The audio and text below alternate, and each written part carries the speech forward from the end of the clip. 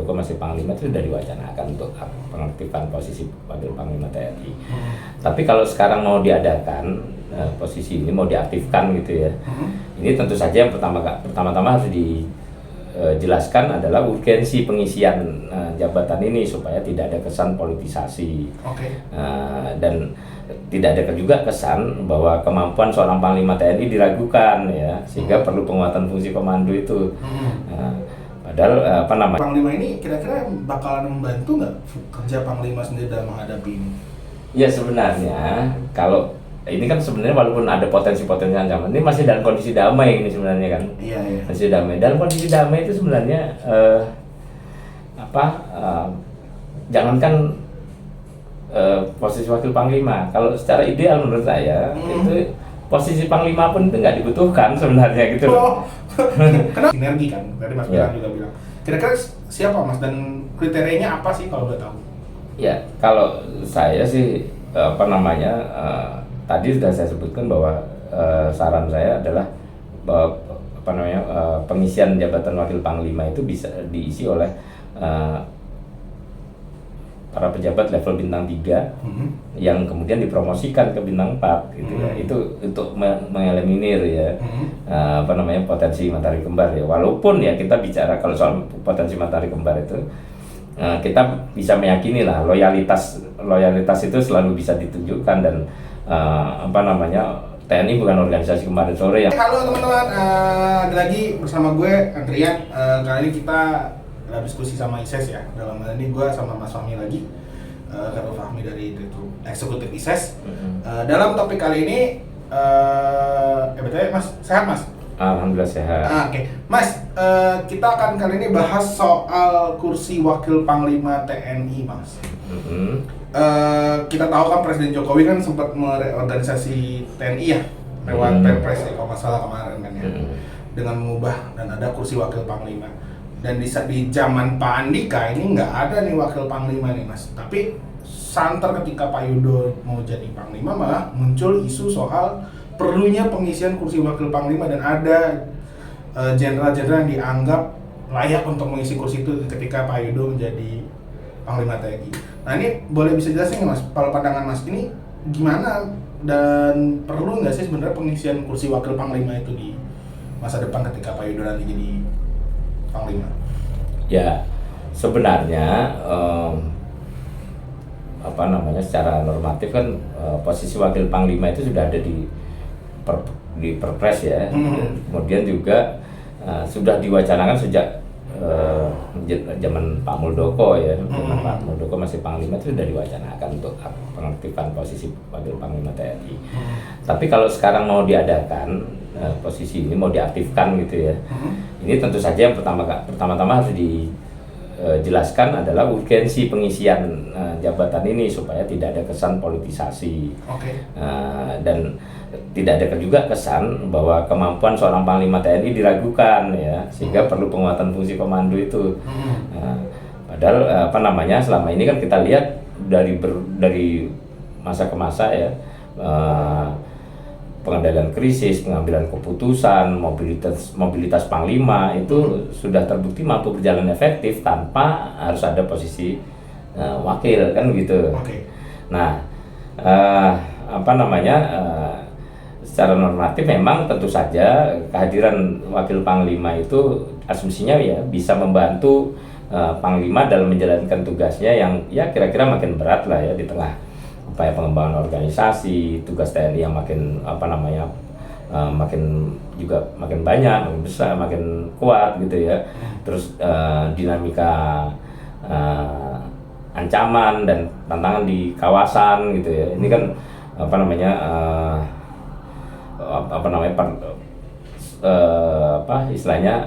posisi Wakil Panglima ini bisa membantu. Nah, tapi saya kira ya tadi ya itu kemudian pertanyaannya adalah kan selama ini juga sudah berjalan nih posisi Panglima bisa ngurusin itu semua tanpa harus ada wakil, kenapa sekarang harus ada gitu kan. Nah, sebenarnya itu kan itu juga berkaitan dengan adanya kekhawatiran bahwa posisi wakil panglima ini bisa jadi matahari kembar di lingkungan TNI. Kenapa? Karena ini sama-sama bintang 4 nih. Posisi panglima dan wakil panglimanya ini sama-sama bintang 4. Nah, tentu supaya tidak terjadi kalau memang ini posisi wakil panglima mau diadakan ya, perlu diatur secara cermat, ya tanggung jawabnya apa, kewenangannya apa gitu ya, supaya jelas nih masing-masing pembagian perannya ya. Kemudian juga bagaimana mekanisme pengangkatannya, bagaimana tugas pokok dan fungsinya ini supaya nggak ada benturan, nggak ada overlap, nggak ada nggak ada matahari kembar. Nah, gitu. Mas, bicara matahari kembar, Mas, kalau nggak salah kan dulu ini kan panglima juga udah ada kursi wakil panglima ya, sebelum akhirnya kan ditiadakan ya dalam artian. Tapi menurut Mas, dengan tadi Mas bilang takut ada matahari kembar segala macam, apakah memang ini di fungsi yang kali ini bakal sangat-sangat terlihat sekali perbedaannya dibandingkan di masa lalu gitu, Mas? Ya harusnya harapannya ini kan saling mengisi ya. Saling mengisi di antara kedua posisi ini, tapi kan itu kita tidak bisa jamin ya, apalagi kalau misalnya sekarang nih, misalnya diambil dari posisi wakil panglima itu diambil dari pejabat kepala staf angkatan gitu ya, kemudian dia jadi wakil panglima. Nah sebelumnya mereka juga sama-sama kepala staf angkatan. Nah ini yang kemudian kita khawatir karena posisinya di antara mereka ini sempat setara, kemudian ini kan ini bisa potensi perang dingin. Iya, posisi disharmoni itu mungkin terjadi. Nah kalau saya sih sebenarnya lebih cenderung merekomendasikan bahwa wakil panglima itu diambil dari posisi bintang 3 yang kemudian promosi ke bintang 4 daripada ngambil dari posisi kepala staf, karena untuk menghindari potensi-potensi yang negatif tadi lah ya, terkait disharmoni atau sulitnya koordinasi di antara kedua general gitu kan. Nah, Mas, kalau Mas lihat ini kan kita tahu ya sebenarnya dengan situasi geopolitik saat ini ya, dengan masalah kayak sekarang mulai panas nih antar negara, mulai ada konflik, dan tentu panglima menjadi penting ya dalam artian kalau seandainya terjadi ada serangan, moga-moga nggak terjadi ya. Gitu. Nah, dengan adanya wakil panglima ini kira-kira bakalan membantu nggak kerja panglima sendiri dalam menghadapi ini? Ya sebenarnya kalau ini kan sebenarnya walaupun ada potensi-potensi ancaman, ini masih dalam kondisi damai ini sebenarnya kan. Iya. Masih damai. Dalam kondisi damai itu sebenarnya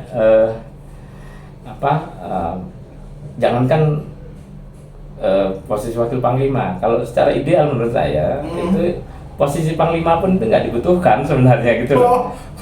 Kenapa begitu Mas? Kenapa Mas bilang justru kursi panglima nggak perlu gitu pada akhirnya? Iya kan gini ya, kalau kita lihat ya misalnya di Amerika itu mereka nggak punya panglima angkatan bersenjata ya, yang ada adalah chairman of the Joint Chief of Staff ya, atau kepala staf gabungan lah gitu kan. Nah ini yang ada di Amerika ya. Karena mereka sudah di sana sudah jelas betul ya batasan-batasannya kan gitu. Kalau soal pernyataan itu kalau terjadi situasi yang tidak damai tidak lagi terpelihara sehingga muncul eskalasi yang membutuhkan operasi gitu ya.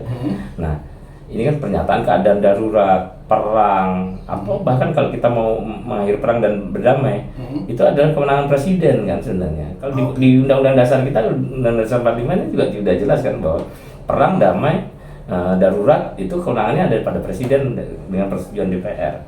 Ya. Nah, begitu juga operasi-operasi militer selain perang itu juga butuh kebijakan presiden, ya kan?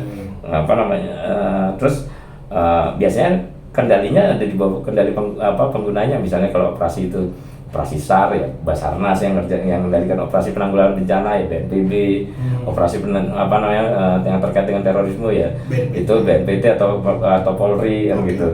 Nah sehingga ini sebenarnya yang dalam masa damai ini yang diperlukan adalah pembantu presiden untuk membina kemampuan dan kekuatan militer ya, Baru nanti pada saat negara dalam keadaan darurat, dalam keadaan perang gitu ya, itu presiden bisa membentuk organisasi komando Mandala itu ya untuk mengendalikan jalannya pemenangan gitu ya, dan menunjuk panglima operasinya ya. Itu sebenarnya yang itu di tahun 60-an kita begitu ya.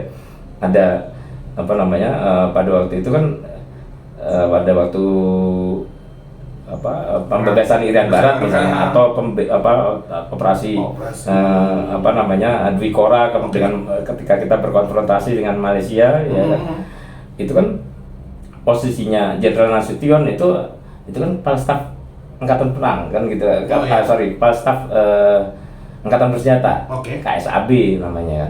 Dia bukan Panglima Angkatan Bersenjata. Nah kemudian yang ditunjuk sebagai panglimanya ketika pembebasan Irian Barat, Dwi Kora itu, yang ditunjuk sebagai panglimanya siapa? Namanya Soeharto, Jenderal Soeharto tuh. Dia adalah panglima operasi pembebasan Irian Barat lah. Operasi pembebasan Irian Barat ini Trimatra juga. Ada unsur lautnya, ada unsur daratnya, ada unsur udaranya, tapi kendalinya dipegang oleh Soeharto. Itu kan dari situ kita lihat bahwa dua jabatan ini, panglima dan kepala staf gabungan, itu punya makna dan konsekuensi yang berbeda gitu ya. Kalau panglima itu menunjukkan adanya kewenangan memberikan komando atau perintah dalam hal pengerahan kekuatan ya. Kalau kepala staf itu menunjukkan kewenangan melakukan koordinasi, pembinaan kemampuan dan pembinaan kekuatan ya. Nah, jadi kalau dari masa damai kira-kira kita lebih butuh yang mana nih? Ya gitu. Iya. Oke. Terus gini Mas, kalau Mas lihat kita balik ke wakil panglima ya.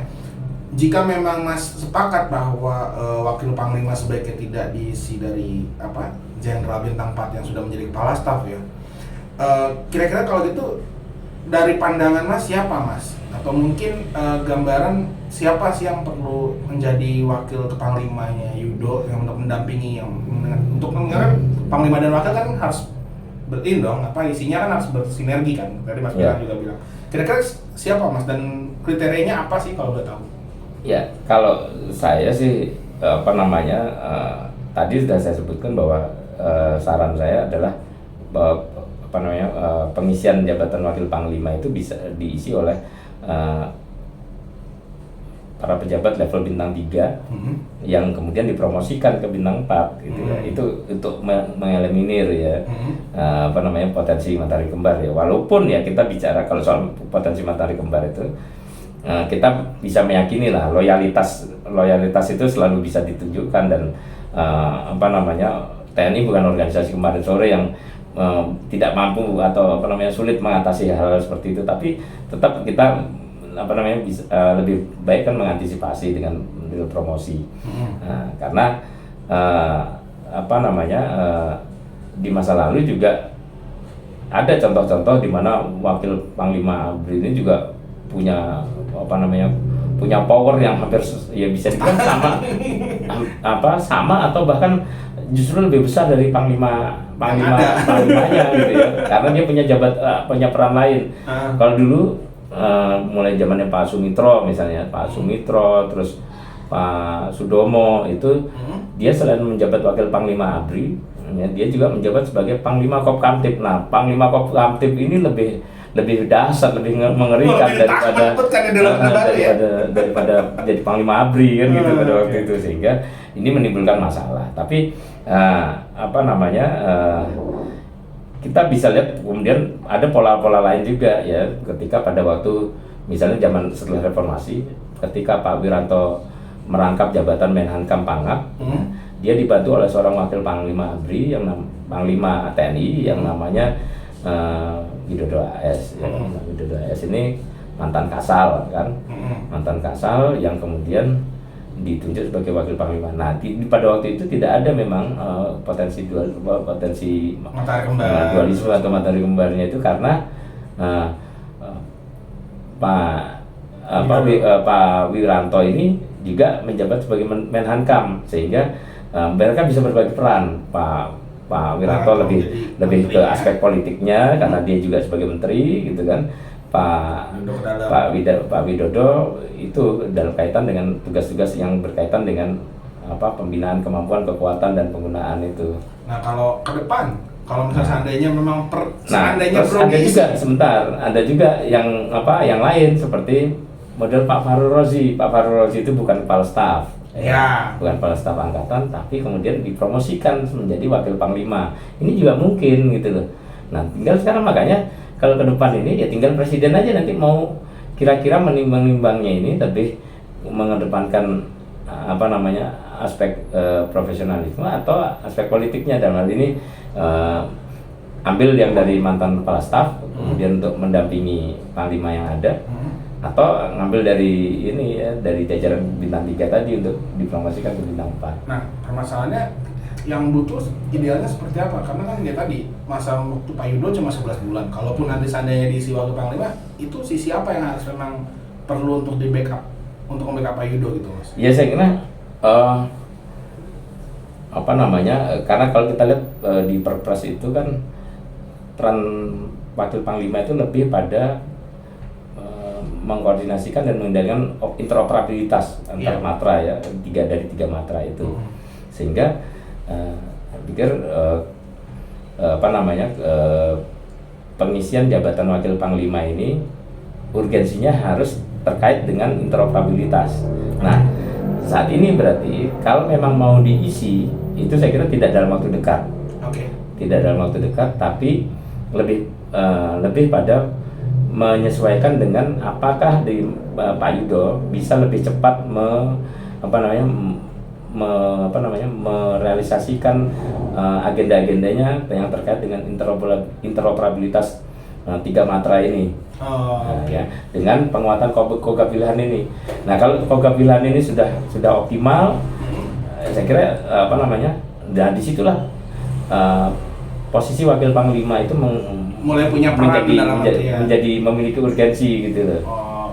Berarti sebenarnya sampai saat ini belum terlihat signifikan berarti. Belum terlihat, tapi kita kan nggak tahu dalam 3 bulan, 4 bulan ke depan apakah sudah ada wujud nyata dari agenda prioritas Pak Yudo itu. Pak, Mas, kalau Mas lihat dari ini, maaf ya kita agak sedikit nikal-nakal dikit nih. Kira-kira dari matra mana sih, Mas, yang layak untuk menjadi kursi wakil panglima gitu, yang duduk kursi wakil panglima itu? Ya bisa dari mana saja ya, tapi kalau pertimbangan aspeknya politik yang jadi salah satu pertimbangan tentunya kombinasi matra menjadi diperlukan ya kan. Jadi diperlukan bisa kombinasi matra AL darat, bisa kombinasi matra AL udara, karena panglimanya saat ini adalah angkatan laut ya, mungkin AL darat dan atau AL udara. Tapi kalaupun dipandang perlu ya angkatan AL juga nggak ada masalah saya pikir, karena kita bicara soal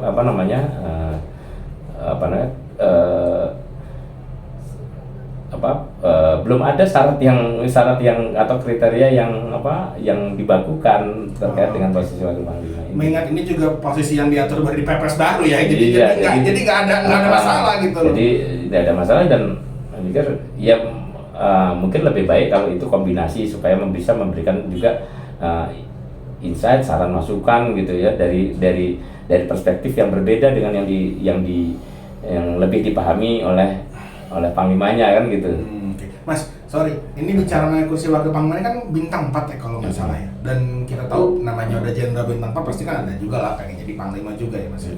Di aturan kalau nggak salah di Undang-Undang TNI itu kalau nggak salah belum bisa ya, Mas ya, kalau dari jadi wakil panglima itu dia harus jadi kepala staf dulu berarti ya. Iya, kalau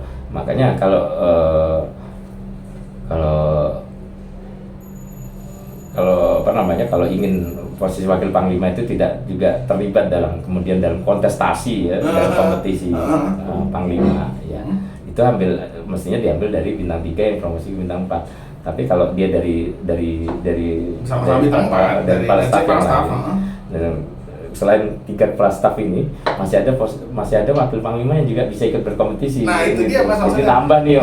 Nah itu apakah memang perlu diatur lebih lanjut bahwa memang si wakil panglima ini bisa jadi satu kandidat yang nanti jadi panglima? Ingat itu jadi kursi ya. Jadi saya kira itu. Atau gimana? Saya kira itu nggak perlu diatur secara spesifik ya.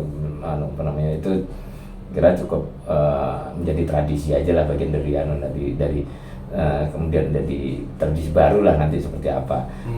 Ya. Tapi yang jelas lebih baik kalau apa namanya syarat yang soal menjadi panglima itu harus dari kepala staf dan mantan kepala staf itu tetap gitu loh. Nah, bahwa kemudian ada wakil panglima yang dari mantan kepala staf juga akhirnya bisa ikut berkompetisi, ya itu nggak ada masalah. Tapi kalau bintang 3 ke jadi wakil panglima belum Nah, tentu kalau- bisa. Nah, ini masalahnya ini. Iya, nggak ada masalah, Apakah makanya kursi nggak maksudnya ada masalah karena kan nggak harus juga dia seorang wakil panglima kemudian ini ya. Yang penting itu 3 kepala staf ini, tiga kepala staf dan mantan kepala staf ya. Itu yang jadi Tapi calon. apa enggak, maksudnya gini Mas, apa memang juga ada kekhawatiran mengingat nantinya kursi kalau ada wakil panglima jadi batu loncatan buat jadi panglima yang nanti dipilih? Ya kalau dia makanya kalau sepanjang dia sudah pernah menjadi kepala staf angkatan nggak ada masalah kan. Iya sih. Nah, tapi kalau dia memang bukan kepala staf angkatan itu juga nggak masalah. Artinya ini soal ikut berkompetisi atau tidak aja. Tapi kalau saya tetap lebih cenderung posisi wakil panglima itu tidak sampai mengganggu konstelasi Iya, buat kursi kepala kabinet itu jadi pergantian panglima. panglimanya karena dia akan jadi yang ikut bersaing juga kan gitu.